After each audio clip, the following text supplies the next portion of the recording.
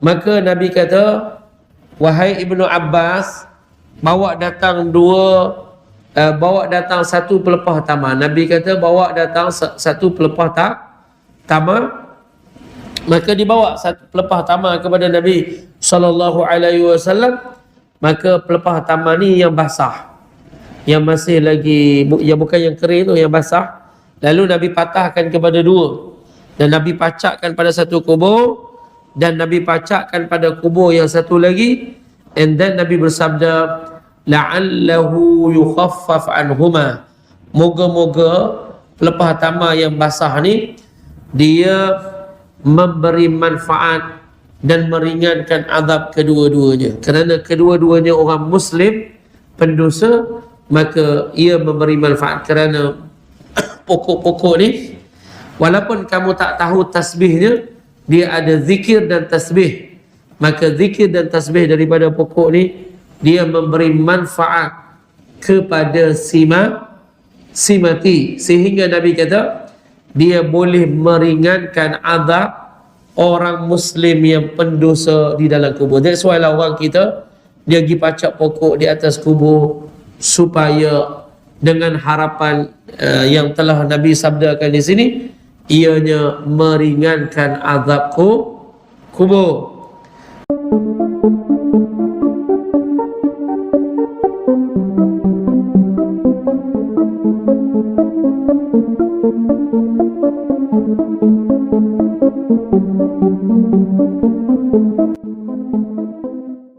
Bismillahirrahmanirrahim. Assalamualaikum warahmatullahi ta'ala wabarakatuh.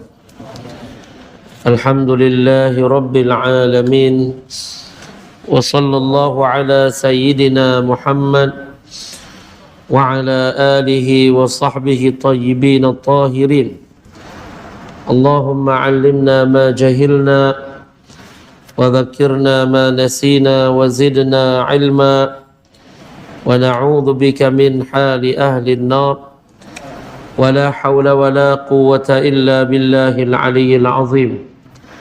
Udzakirukum wa udzakiru nafsi bi ikhlasi niyyati lillahi tabaraka wa ta'ala wa la hawla wa la quwwata illa billahil 'aliyyil 'azim. Kita mohon dari Allah tabaraka wa ta'ala agar Allah muliakan kita dengan niat yang ikhlas. Allah ampunkan dosa-dosa kita. Allah subhanahu wa ta'ala kurniakan kepada kita ilmu yang bermanfaat. Allah subhanahu wa ta'ala matikan kita dengan mati yang husnul khatimah, dalam keadaan Allah subhanahu wa ta'ala redha akan diri kita. Allah jadikan kubur kita satu taman daripada taman syurganya. Dan kita mohon Allah tidak jadikan kubur kita satu lubang daripada lubang neraka. Kita mohon Allah sampaikan ke kubur kita sesuatu yang menggembirakan kita. Allah himpunkan kita insya-Allah nanti di hari kiamat di dalam syurganya yang firdaus. Amin ya rabbal alamin. Dan kita juga pada waktu di antara maghrib dan isya, kita niat untuk i'tikaf lillahi tabaraka wa ta'ala. Baik, InsyaAllah pada hari ini kita akan sambung pada halaman yang ke-10. Halaman yang ke-10, iaitu kita membahaskan kitab Aujaz Mukhtasarat fi ilmi al-hali ala madhhab as-sadati syafi'iyah. Kitab yang paling ringkas dalam menerangkan perkara yang wajib segera belajar dalam mazhab Syafi'i. Dan kita memulakan tajuk kita ni, dan kitab ini dibahagikan kepada 3 bahagian: akidah, fiqh dan tasawuf. Jadi dalam akidah, apa hak wajib kita mengaji? Dalam fiqh, apa yang wajib kita mengaji? Dan dalam tasawuf, apa yang wajib kita mengaji? Jadi kitab ini dia himpunkan ini. Dan insya-Allah tabaraka wa ta'ala, kalau seseorang tu dia khatamkan kitab ini, maka dia dah dapat pastikan dia telah mengkhatamkan apa yang wajib daripada perkara yang diwajibkan oleh syarak. Apa yang Allah fardukan ke atas dia, dia telah laksanakan daripada menuntut ilmu. Jadi insya-Allah pada malam ini sambung pada halaman yang ke-10.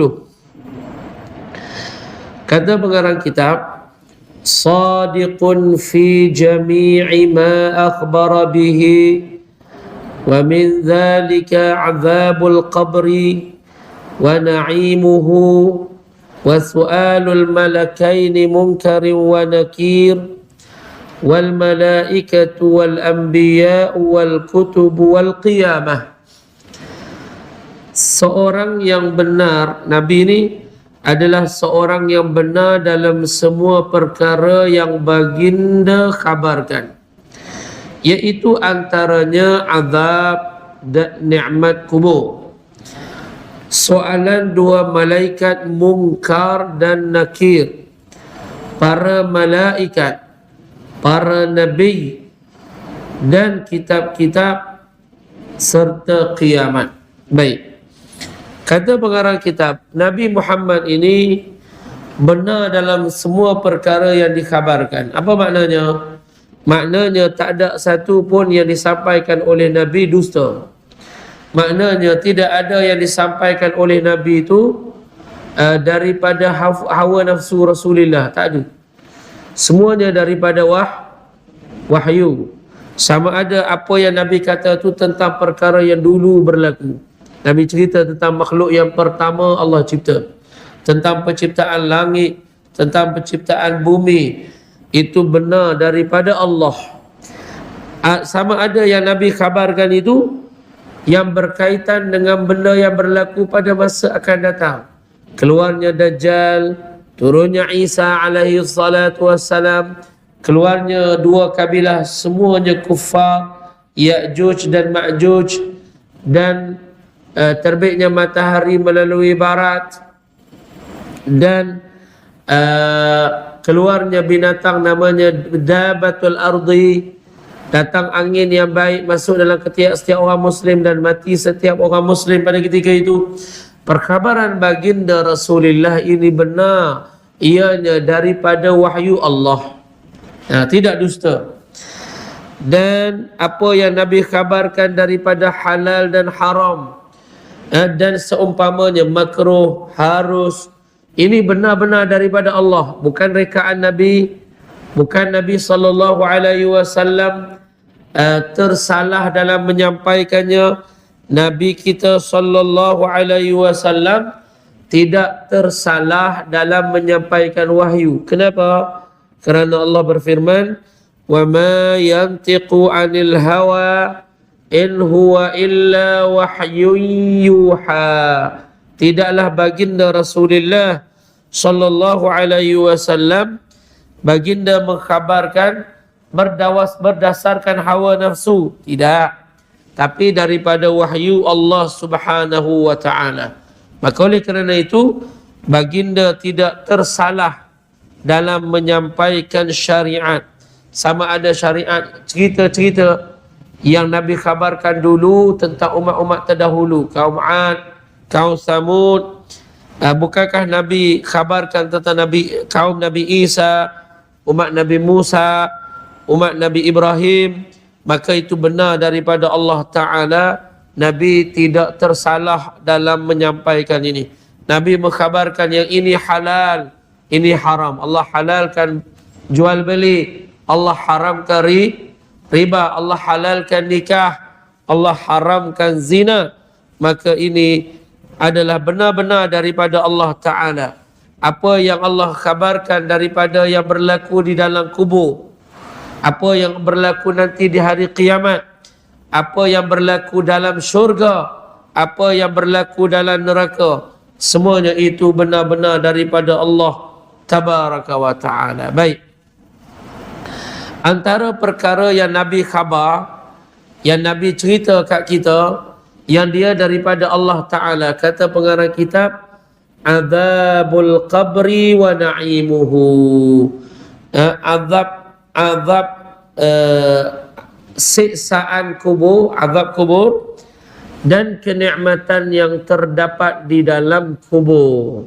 Ini antara yang disampaikan oleh baginda Rasulullah sallallahu alaihi wasallam. Jadi wajib kita meyakini adanya azabul qabri dan nikmat yang ada di dalam kubur. Dan azab kubur dan nikmat kubur ni berlaku dengan roh dan jasad. Mana roh dapat nikmat dan dapat azab, dan jasad juga dapat nikmat dan dapat azab. Roh dan juga jasad.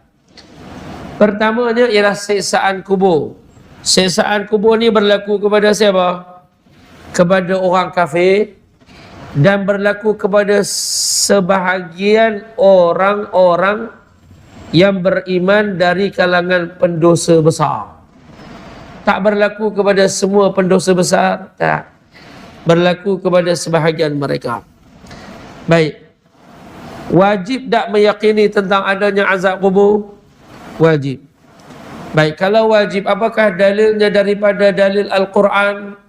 Firman Allah Ta'ala, An-naru yu'raduna 'alaiha quduwan wa 'ashiyya wa yawma taqumus sa'atu adkhilu ala fir'aun ashaddal 'adzab. Allah berfirman, neraka ditunjukkan pada dua waktu dalam satu hari. Orang kafir, Allah tunjukkan kepada dia bila dia berada di dalam kubur, berada di barzakh. Barzakh tu alam di kubur lah. Bahasa senangnya di kubur. So kita sekarang dia sebut kita ni alimus, kita ni berada di alam syahadah, alam hak nyata. Bila mati, sebelum dihidupkan kembali, dikeluarkan jasad-jasad, dikembalikan jasad-jasad yang binasa, dikeluarkan orang-orang yang dalam kubur, maka sebelum itu, yakni sebelum berlakunya kiamat, tengah-tengah di antara alam nyata ni, alam syahadah dengan hari kiamat, tengah-tengah tu dipanggil dia dengan barzakh. Disebut oleh orang kita dengan alam kubur. Maka Allah khabarkan dalam Al-Quran, neraka di dalam kubur ditunjukkan. Dia tidak lagi masuk neraka lagi, tapi masa tu ditunjukkan kepada orang kafir neraka yang dia bakal masuk dua kali dalam satu hari. Ghudu maknanya waktu awal siang hari. Ashi yakni di akhir siang hari, di lepas waktu asar. Dari ghudu ni maknanya waktu subuh ke waktu duha, sampai tergelincir matahari lah. Orang panggil ghudu, waktu pagi tu. Ashi ni waktu asar sehingga habis waktu siang, sehingga waktu maghrib, tu dia panggil ashi.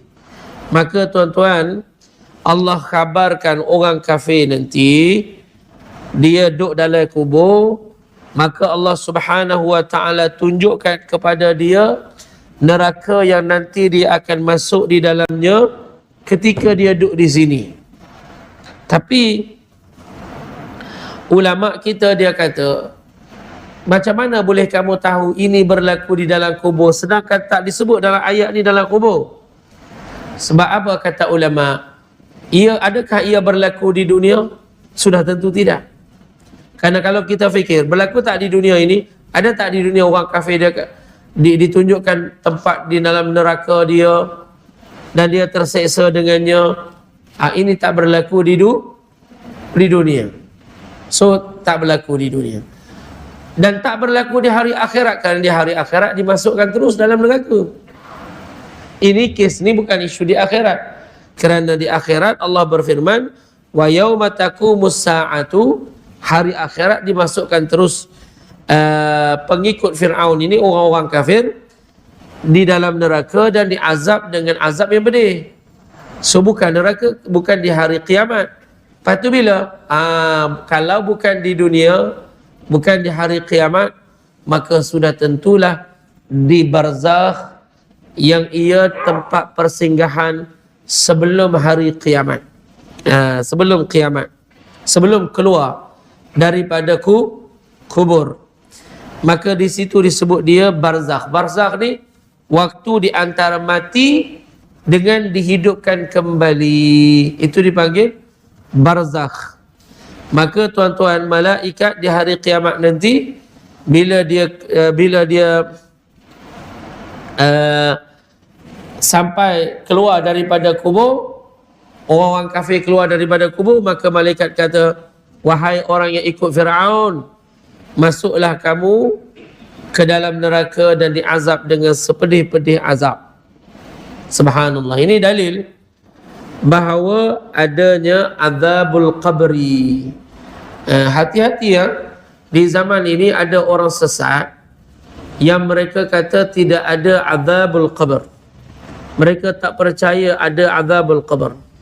Ada ajaran-ajaran yang kata bahawa tidak ada azabul qabr. Ini bahawa ajaran bahaya. Antaranya ialah difatwakan di Selangor lah, ialah Hizbut Tahrir, yang dia pegang i'tiqad Mu'tazilah. Mereka ni pegang keyakinan Mu'tazilah.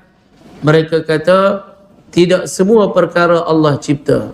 Ada perkara yang Allah tak cipta. Mereka kata perbuatan hamba bukan masuk dalam penciptaan Allah, sedangkan itu dengan penciptaan Allah. Wallahu khalaqakum wa ma ta'malun. Allah yang menciptakan kamu dan barang yang kamu kerjakan Allah ciptakan juga. Perbuatan kamu pun Allah Ta'ala cipta. Dan mereka ini mengkafirkan selain daripada jamaah mereka. Adalah fatwa dalam sirah fatwa tu, boleh rujuk fatwa yang disebut tentang Hizbut Tahrir. Dan salah satunya ialah dia tak percaya dengan adanya azabul qabr. Maka kita kata azabul qabr ni sabit dengan dalil-dalil yang mutawatir. Dia mutawatir, maknanya membawa kepada yakin. Golongan ni dia buat lagu mana? Dia pergi letak kamera dalam kubur. Dia cari hak jahat sekali, dia letak kamera dalam kubur. Dia kata tak ada pun, saya duduk perhati lama dah ni, tak diazab pun. Dia kalau tak payah tak kamera, kamu pergi tengokkan piramid tu dekat apa, dekat Fir'aun tu. Kalau tidak nampak dia diazab, tak semestinya dia tidak diazab. Kerana di dalam kubur ni dikira dia adalah alam yang alam ghaib. Ada sebahagian orang Allah tunjukkan baginya dan banyak orang tak ditunjukkan kepadanya, hatta dengan kamera sekalipun. Kan? Kamera kamu ada boleh tangkap malaikat. Lepas tu kamu tak percaya adanya malaikat. Orang yang tak percaya adanya malaikat tidak Muslim, tidak dikira beriman kepada Allah Ta'ala. Dan ada di sana perkara yang kita tak pernah tengok pun, tak boleh diambil dengan kamera ni. Maka kita percaya tentang adanya perkara tersebut. Tak? Syurga dan neraka ada. Cuba pergi cari ya. Maka walaupun kita tidak dapat mencapainya dengan mata, dengan panca indera kita percaya tentang kewujudannya. Itulah nilai imannya. Iman ni kita percaya dengan benda yang gaib. Bila dah nyata depan mata, nanti orang kafir bila dia nampak, bila dia dikeluarkan daripada kubur, dia mula percaya tentang adanya hari kiamat, adanya syurga dan neraka dan hidup kembali. Masa ni kepercayaan dia tidak lagi bermakna. Tak bermakna lagi dah. Apa? Sebab dah tengok dengan mata sendiri dah. So nilai iman ini bila kita percaya dengan perkara yang gaib, yang tidak ada di depan mata kita. Itu nilai iman. Kemudian Allah Ta'ala berfirman, wa man a'rada an dhikri fa inna lahu ma'isyatan dhanka. Ini dalil yang kedua. Kata Nabi, Allah berfirman, siapa yang tak beriman kepada Allah, maka dia mendapat kehidupan yang sempit.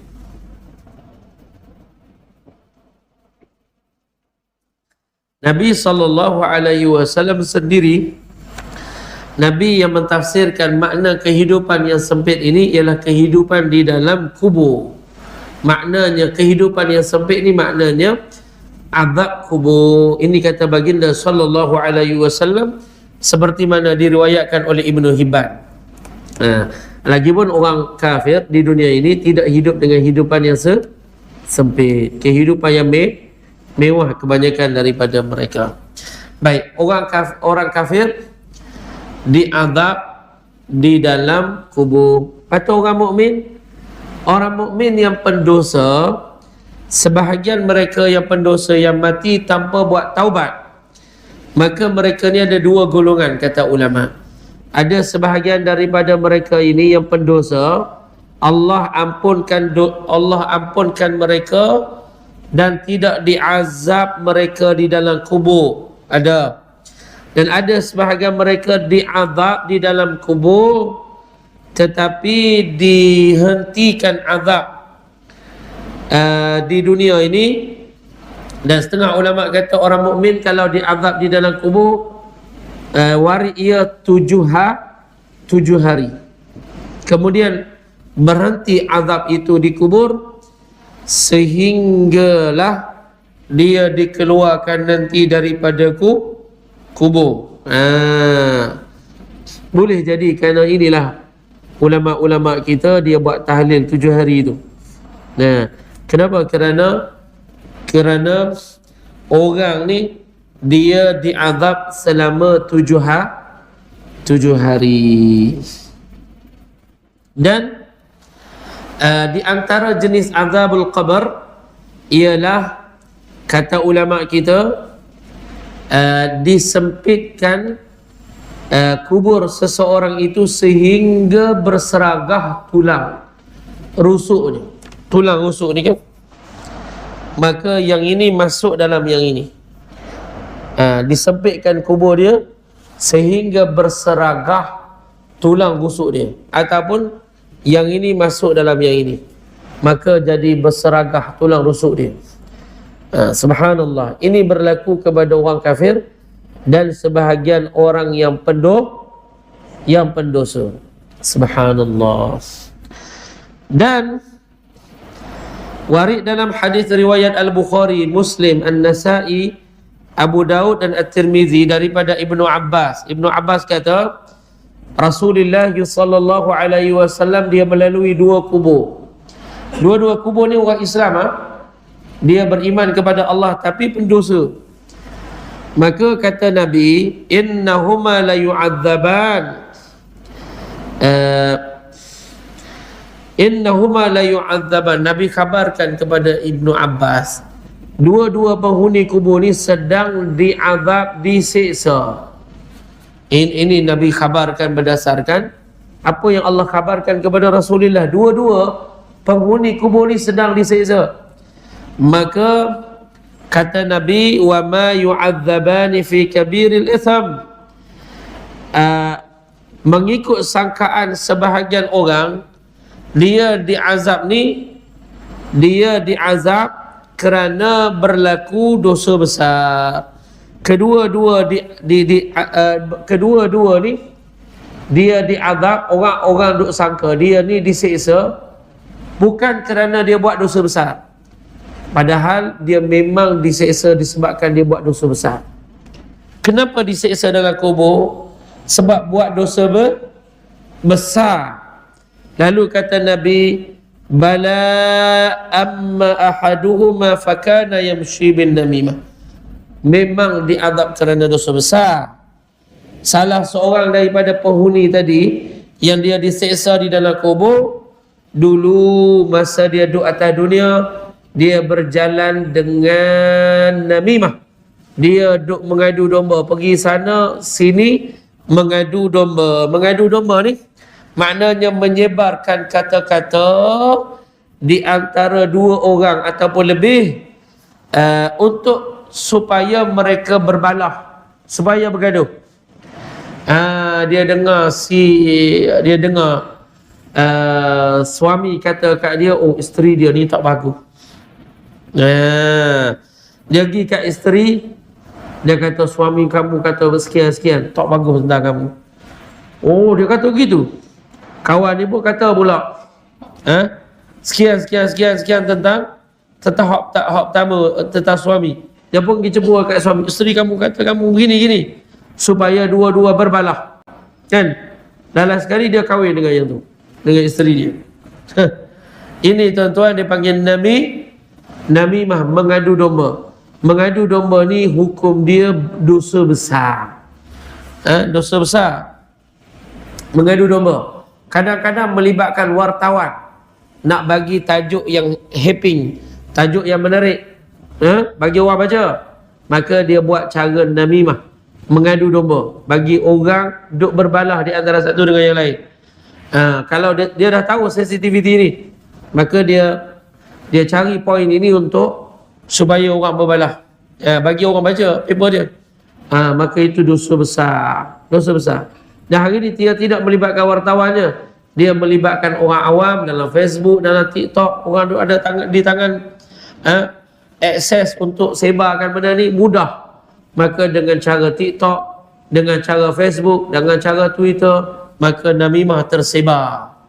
Aduan domba ni tersebar. Orang Melayu kata batu api ya.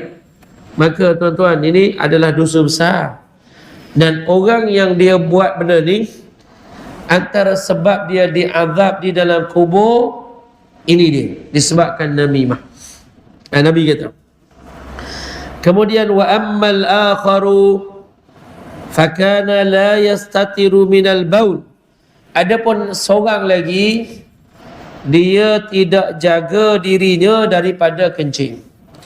Maknanya dia tak jaga sehingga dia kotorkan kulit dia dan pakaiannya daripada kencing. Kalau kencing kan, sehingga kotorkan pakaian, tak boleh lagi buat salat dengan seluar itu. Maka orang ini dia telah buat dosa besar. Dosa besar tu tak suci ketika istinja daripada kencing ni, dosa besar. Kencing berdiri hukum dia makruh asal. Bila dia haram, bila dia kotorkan badan. Bila dia kotorkan badan. Kalau kena air kencing itu pada pakaian dan kulit, jatuh di dalam dosa besar. Dan kebanyakan orang diazab di dalam kubur disebabkan dia tak jaga daripada kencing bila istinja, sehingga kotorkan kulit dan pakaian dia. Nabi kata dalam hadis, istanzihu minal baul fa inna amata azabil qabri minhu. Jagalah kamu daripada kencing, sesungguhnya kebanyakan orang dia diazab di dalam kubur disebabkan dia tidak jaga kencingnya sehingga dia kotorkan badannya dan kulitnya. Subhanallah. Kemudian bila Nabi kabarkan dua-dua kubur ni sedang diazab, maka Nabi kata, wahai Ibnu Abbas, bawa datang satu pelepah tamar. Nabi kata bawa datang satu pelepah tamar. Maka dibawa satu pelepah tamar kepada Nabi SAW. Maka pelepah tamar ni yang basah, yang masih lagi, yang bukan yang kering tu, yang basah. Lalu Nabi patahkan kepada dua, dan Nabi pacakkan pada satu kubur, dan Nabi pacakkan pada kubur yang satu lagi. And then Nabi bersabda, la'allahu yukhaffaf anhuma. Moga-moga pelepah tamar yang basah ni dia memberi manfaat dan meringankan azab kedua-duanya. Kerana kedua-duanya orang Muslim pendosa, maka ia memberi manfaat. Kerana pokok-pokok ni, walaupun kamu tak tahu tasbihnya, dia ada zikir dan tasbih. Maka zikir dan tasbih daripada pokok ni, dia memberi manfaat kepada si si mati, sehingga Nabi kata dia boleh meringankan azab orang Muslim yang pendosa di dalam kubur. That's why lah orang kita dia pergi pacak pokok di atas kubur supaya dengan harapan yang telah Nabi sabdakan di sini, ianya meringankan azab kubur. Dan berdasarkan ini ulama kita telah mengambil dalil, antaranya Al-Imam An-Nawawi dan ulama-ulama yang lain. Kata Imam An-Nawawi, idza kana yukhaffafu 'anil mayyiti, kalau sekiranya mayat ini diangkat atau diringankan azab dia disebabkan tasbih, zikir tasbih yang diucapkan oleh pelepah tamar yang masih basah, fa kaifa biqiraatil mu'min lil Quran, apatah lagi kalaulah orang mukmin itu dia baca Al-Quran dan dia hadiahkan kepada si mati, lagilah itu memberi manfaat kepada si mati. Ini menolak fahaman golongan Wahabi yang kata tidak sampai bacaan Al-Quran kepada si mati, dan si mati ini tidak akan sampai apa-apa amalan orang hidup kepadanya. Ini menolak dakwaan mereka. Salah satu daripada dalil-dalil yang banyak yang menolak dakwaan mereka. Kemudian juga tuan-tuan, kita sebut tadi, bila orang tu diazab di dalam kubur, dia diazab roh dan juga jasad. Maknanya bila mati keluar roh tu tak? Keluar roh daripada jasad. Jadi malaikat Azrail dia cabut roh dan hingga keluar roh. Baik. Bila sampai ke kubur, dikembali tak roh? Dikembalikan roh ke jasad. Disebabkan itu nikmatnya dirasai oleh roh dan jasad, dan azab itu dirasai oleh roh dan juga jasad. Di sini kalau orang tanya apa dalil roh dikembalikan setelah dia dimasukkan ke dalam kubur, bila dia masuk di dalam kubur roh dikembalikan kepada jasad, maka setengah diriwayatkan oleh ulama kita, antaranya Nabi SAW bersabda, ma min ahadin yamurru biqabri akhihi mu'min, tak ada seorang pun kalau dia melalui kubur saudaranya yang mukmin, kana ya'rifuhu fid dunya, dulu dia kenal saudara dia ni di dunia, dulu duduk semayang sekali, duduk minum sekali dengan dia, dia jiran kita, memang kenal lah dia ni atas dunia. Maka bila lalu balik daripada masjid, lalu kubur dia, kita bagi salam, Assalamualaikum mat, Assalamualaikum Saleh.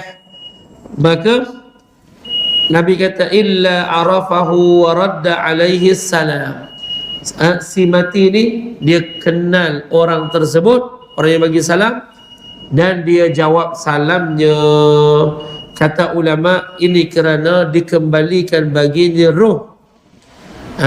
Tetapi kamu dengar ke tak? Tak dengar. Kalau kamu dengar, nescaya tidak akan lalu lagi ke tempat itu. Betul tak? Nah, kalau dah dengar tak lalu dah lah. Ni lah kali terakhir lalu kubur. Lepas tu tak lalu lagi dah. Subhanallah. Dan habis dah waktu kita dah. Masuk dah Isyak. Habis dah. Bismillah. Dan begitu juga anbiya mereka meninggal dunia, tetapi di dalam kubur mereka hidup di barzakh. Macam mana ni? Warid dalam hadis Rasulullah sallallahu alaihi wasallam, Nabi bersabda, al-anbiya'u ahya'un fi kuburihim yusallun. Para anbiya mereka hidup di dalam kubur-kubur mereka, mereka salat. Baik, hidup ni hidup bukan hidup macam kita ni lah, hidup barzakh namanya. Yang kedua, salat tu salat apa? Salat zuhur, asar, maghrib? No. Salat mereka buat ini kerana nak bersyukur nikmat yang Allah Ta'ala kurniakan kepada mereka. Mereka salat di dalam kubur. Tuan-tuan, salah seorang daripada tabi'in, namanya Sabit Al-Bunani, bila dia dah dikuburkan, masa dia dikubur kan, masa dia dimasukkan jasad Sabit Al-Bunani ni Sabit, kisah ini betul-betul sabit daripada dia. Maka bila dimasukkan dia ke dalam kubur, jatuh satu bata, orang yang gali kubur dia tu masuk nak ambil bata ni, nak letakkan di atas kubur. Maka lihat dia solat. Orang balik dan tanya anak perempuan dia, ayah dulu buat apa? Dia kata, kamu lihat apa? Dia kata, saya lihat ayah kamu sekian-sekian di kubur dia. Maka kata anak perempuan dia macam ini, ayah saya dulu 50 tahun, dia bangun di waktu sahur, waktu sebelum fajar, dan dia solat dan ibadat ketika ini, dan dia senantiasa buat doa di setiap sebelum subuh. Dia kata, ya Allah, kalau engkau pernah bagi kepada mana-mana hamba-Mu dapat solat di dalam kubur, kurniakan kepadaku. Maka peristiwa ini adalah satu rakaman sejarah bahawa Allah memakbulkan doanya sehingga Allah kurniakan dia dapat solat di dalam kubur dan disaksikan oleh sebahagian orang. Ini kisah ni di mana disebut di dalam oleh ulama hadis namanya Ibnu Rajab dalam kitab dia Ahwal Al-Kubur, hal ihwal kubur. Jadi insya-Allah nanti kita akan sebut lagi ada beberapa perkara tentang kubur ini yang menarik. Nanti kita akan sambung pada pertemuan yang akan datang. Semoga apa yang kita sampaikan ini, yang ringkas ini, memberi manfaat kepada saya dan tuan-tuan. Aqulu qawli hadza, barakallahu fikum wa ahsanallahu ilaikum wa jazakumullahu khairan katsira. Assalamualaikum warahmatullahi wabarakatuh.